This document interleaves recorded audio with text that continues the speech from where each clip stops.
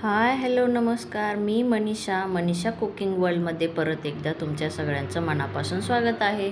तर आज मी बनवत आहे एकदम हेल्दी असे अप्पे. एकदम साधी सोपी सरळ रेसिपी आहे, जे आपण आपल्या घरी अवेलेबल असतील तेच इन्ग्रेडियंट मी यूज केलेले आहेत. तर इथं बघू शकता, मी 1 वाटी गरा घेतलेला आहे, 1 कांदा घेतलेला आहे आणि नंतर 2-4 हिरव्या मिरच्या आणि थोडीशी कोथिंबीर आणि बीटरूट घेतलं आहे मी इथं. बीटरूट मी किसून घेतलेला आहे. जर तुकडे राहिले तर मग नंतर बाळ आपलं काढून टाकू शकतं त्याच्यातनं, म्हणून मी त्याला किसून घेतलेलं आहे. ते बीटरूटमुळंच त्याचा एकदम पिंक असा कलर झालेला आहे. इथं बीटरूटचं मी पाणी पण घेतलेलं आहे, थोडंसं यूज केलेलं आहे. खूप हेल्दी अशी, मला वाटत नाही की ह्याच्यापेक्षा हेल्दी काही असू शकतं. असं पण बीटरूट कोणी खात नाही, बाळ पण खात नाही आणि आपण पण खात नाही. त्यापेक्षा मग असं मिक्स करून दिलं तर व्यवस्थित खातात ते. तर इथं मी गरा घेतलेला आहे, त्याच्यात मग नंतर दही टाकलेलं आहे. ते माझ्याकडे छोटी वाटी होती, त्या छोट्या वाटीने 1 वाटी दही टाकलेलं आहे. सगळं मी व्यवस्थित पहिला मिक्स करून घेतलेलं आहे आणि नंतर चवीनुसार 2 चमचे त्याच्यात मीठ टाकून घेतलं आहे मी. एक 5 ते हार्डली 10 मिनटं म्हणजे गरा फुगेपर्यंत त्याला भिजत ठेवायचं. नंतर गॅस चालू केला, त्याच्यावर आप्पे पात्र ठेवलेलं आहे मी. आता ह्या आप्पे पात्र पहिल्यांदा गरम करून घ्यायचं व्यवस्थित, गॅस फुल करून. नंतर गॅस कमी करायचा आणि व्यवस्थित तेल टाकून घ्यायचं सगळ्या भांड्यात. छान असं एकदम जास्त नाही टाकायचं, थोडंसं टाकलं तरी. हे नॉनस्टिकचं असल्यामुळं जास्त तेल त्याला लागत नाही. नंतर तेल असं मी टाकून घेतलेलं आहे सगळे कोंड व्यवस्थित. आणि तेल म्हणजे थोडंसं, मग तेल टाकून झाल्यावर थोडासा गॅस फुल करायचा.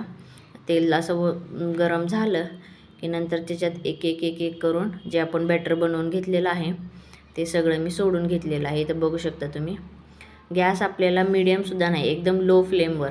आणि पहिल्यांदा मध्ये नाही टाकायचं, मध्ये टाकले तर मधले 3 आप्पे आहेत ते करपून जातात. त्याच्यामुळं पहिला साईडला टाकून घ्यायचं व्यवस्थित.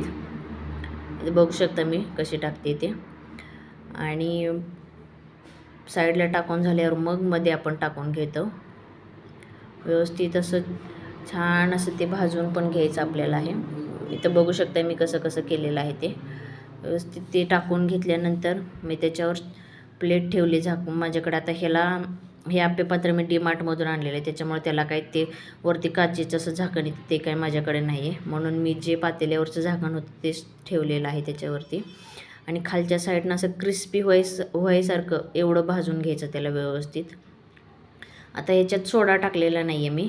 सोडा टाकला तर ते छान टम असे फुगतात, पण आपल्याला, मी बाळासाठी बनवत होते त्याच्यामुळं मी काही सोडा वगैरे त्याच्यात टाकलेला नाही.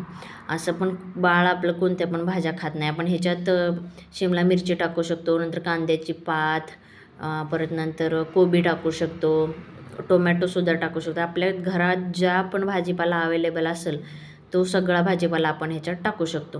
आता हे पिंक झालेले आहेत त्याच्यामुळे तर अजूनच खूप जास्त असे दिसायला पण छान दिसत होते आणि खायला पण एकदम जास्त टेस्टी होते. मी आता ते पलटून घेतले सगळे आणि दुसऱ्या बाजूनं पण थोडंसं म्हणजे क्रिस्पी होईपर्यंत ते भाजून घ्यायचे व्यवस्थित छान असे. नंतर एकदा मी झाकण ठेवलं, छान भाजून घेतले आणि मी बाळाला शेजवान चटणीसोबत असे खायला दिले. तर रेसिपी कशी वाटली मला नक्की कमेंट